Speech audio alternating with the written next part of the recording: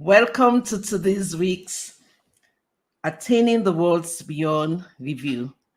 Today we're going to be reviewing chapter 20, which is The Return to the Creator. This is a very long chapter. In fact, if you listen to this in the audio, in Audible, it's about 50 minutes. So we're just going to cover half of it today. I have never read a chapter that's made me the impact I have about this. It left me feeling a sense of gratitude. I was so grateful reading this. I began to understand what the Creator created, how we're supposed to work with it, and almost certainly recognize that there is, as the chapter said, there are two forces operating. And I think we've said this many times, but today it kind of like hit home with me when I was going through this again. It talks about this word of Abia, and I think in the previous chapter we talked about Abia simply mean Atzilut, Beria, Yetzia, and Asia, and it has its pure force and its opposing force. And suddenly I recognized that if we go through and observe how things happen in this world, there's always positive and negative, but we have a tendency to latch on to the negative because the negative is the force to receive, which is where we get everything upside down. And so for me, this chapter was one that was so impactful. It ensured that it was such a it's so impactful because it made me recognize that we always have to come to this balance, this state of balance, which is how the creator designed the system in the first place.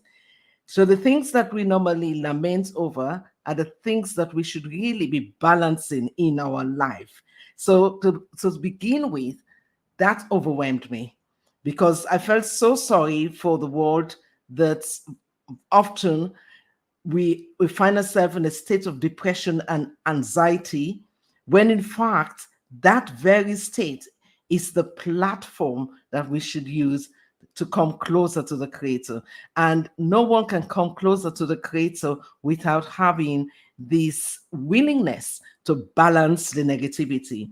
It's like trying to walk, and you have to use every negative force that you experience as a means of going closer to the Creator. It's not designed to push us, but rather to pull us towards the Creator. And that was, I think, for me, was a summary of my feeling about what Dr. Lightman is sharing in this chapter. I'm going to hand you over to Francis. Thank you, Sheila. Yeah, that's very comforting to know.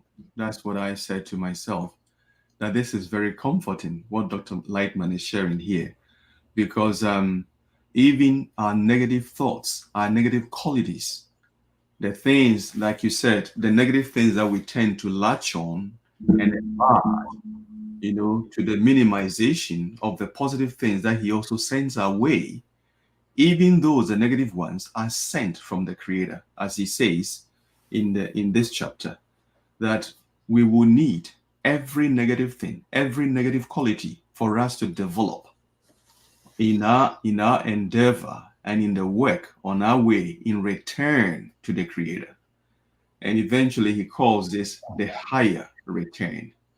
So we are on a journey. As we descended from him, we are also returning to him. And we need every force, both pure and impure, to be able to return to the Creator. I will turn it over to So or Delis.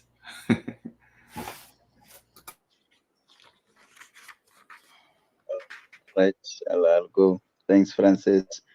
Yeah, as we just heard, this chapter of returning to the Creator speaks of forces that are always standing opposite from one another. And all these forces, they all come from the Creator. The reason being they are there only to push us towards the Creator. So he has placed a system that governs us, that governs the entire world, that we are controlled by two forces. one force automatically is there. It's like the egoistic forces in us. Everything that we do, it's only for ourselves. It draws us inwards to ourselves, deeper and deeper. And the other force that we always have to exert a certain force, the force of bestowal, the force that comes from the Creator. So if you go down with this chapter, it will tell you that he placed the pure force, piece of him, and diluted it with the egoistic desires and sent it to us. And that's who we are currently. That everything that we do, it's only for our own sake, our own benefit. But if we check the entire picture, we will realize that everything, there is nothing redundant in this world. Everything, even the most worst things that we can imagine or that we can sense with our senses, all of them actually just pushes us towards the Creator. And if you continue again, it speaks of the path of Kabbalah, which I think it was a chapter before that we read, if you remember, that there are two paths, the path of suffering or the path of Kabbalah, which simply says we will get to a certain point. The question is, are we going to take 1,000 years to get there through the path of sufferings where there can be hydrogen bombs, nuclear bombs, and worse things to come. Or we can come to the path of Kabbalah, which simply says, let us ask Him to change us, because by ourselves it is said we are powerless, but we can ask. So everything that He brings to us, all challenges or problem that we read about in this chapter, it's only to push us towards asking Him. Now I'll give it a hand over to Delis. What really kind of resonated with me as I read the chapter, and I had to listen to the audio at least twice or thrice because it was just so beautiful. Every single paragraph just stood out, and you felt yourself being drawn towards this force of love, because you started to realize that you fit into some kind of bigger picture, into a system. And then, interestingly enough, at the start, it says to you, but you're completely lost in regards to knowing whether your thoughts, your feelings are towards the pure side or towards the impure side. And then it tells you to have a guide towards that, because the more that you try and trust the Creator and know that everything comes from Him, absolutely everything, the more you're able to build up an attitude of, how am I going to address this? What am I going to do towards shifting this in the direction of becoming one with the Creator? What else stood out really? The matter of the soul. I think you touched on it too. So you said that there is the light, the Creator, and then there is us human beings that may have a soul, and we develop a soul when we start receiving that light into our egoistic vessel, into this world to receive with a little bit of will to bestow. And as we develop, we go through periods of ascents and descents. Now, what that means, of course, the ascent means that you feel yourself perhaps closer to the Creator, and the descent, more of that separation. But again, you can't assess whether you're in a descent or in an ascent. All you can do is hold on to the Creator. Yes, hold on to the Creator, get to the stage where you are perhaps in a state of despair, but you are now praying towards the Creator to get you moving further on the right path. Please, Godfrey. Yeah, thanks, Darius. Yeah, moving on the right path. That is where your world, that He has given you a beautiful world, and your world actually decides. He has given you two beautiful forces. One that's to push. Now, one is so positive, pure, and one is impure. And therefore, you have to choose one. Then He has granted you a beautiful thing called world. And you are egoistic. So if you want to bestow, you have to change your desire to bestow like Him. And then He will bring you closer. He can even give you more challenges. But that all what we call challenges, difficulties are things which He deliberately put for you to come closer.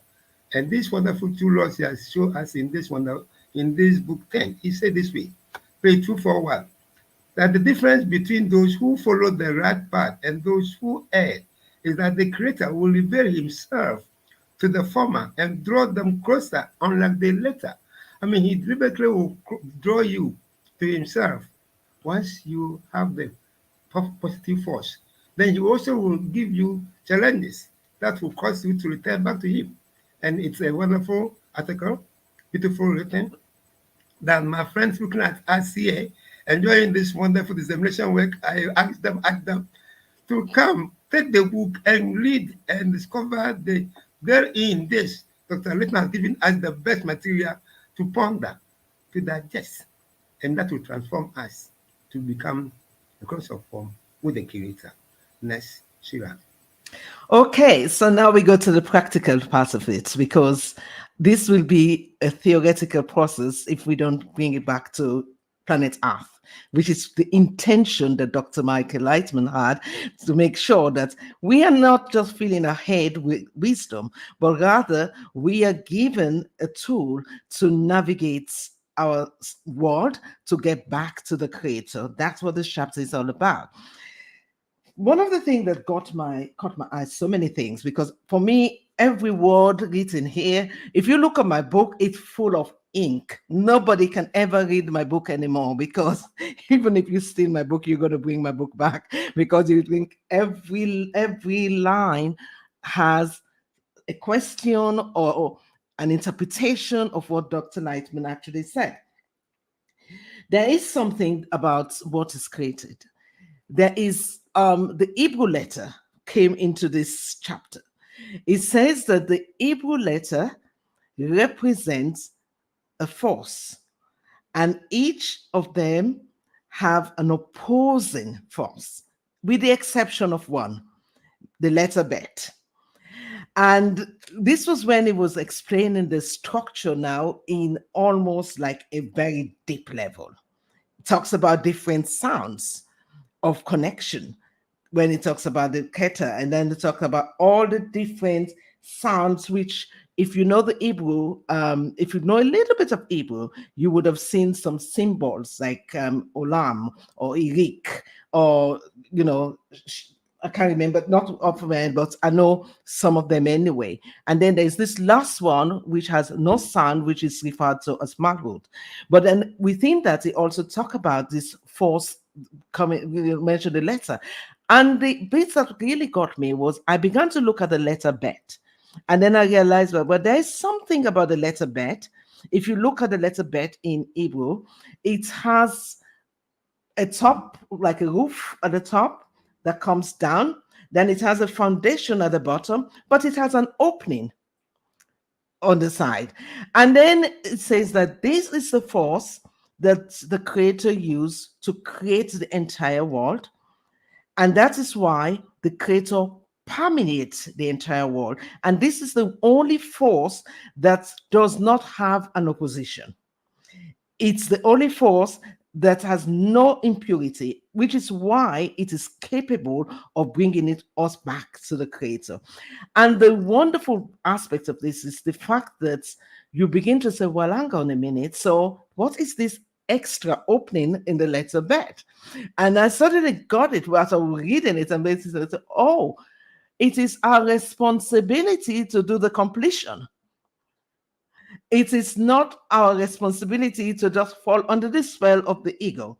Because as you certainly go further, it talks about all the forbidden things that we shouldn't do. We shouldn't come up with theories that says, oh, well, the Creator will solve the problem, or it is my luck, bad luck, so bad, all that kind of theory. Because that bit, so that little opening in letter bet is our responsibility to take everything that the Creator has given us back to the Creator. And so you begin to recognize it's like we are in this sea of light, but we just don't recognize it. And our responsibility is to bring ourselves back to the sea of light through connecting everything back to the Creator. Who wants to say something, because we're almost done? Yeah, that's right. I think we swim in a sea of light. As he says here, the sounds of the letters, as you mentioned bet. The sounds of the letters symbolize outpouring of light. So we have no excuse at all. Back to you, Sheila. Yes. So to summarize, one of the take home from this is this, that suffering has been given to us as a signal for correction. It is not given to us for us to swim under it, complaining and lamenting about it. But actually, it is the Creator's signal to say something is not correct here. I'll put it through you to bring it to my attention for us to complete creation. And so, with that, as you go through the week, observe what's happening to you.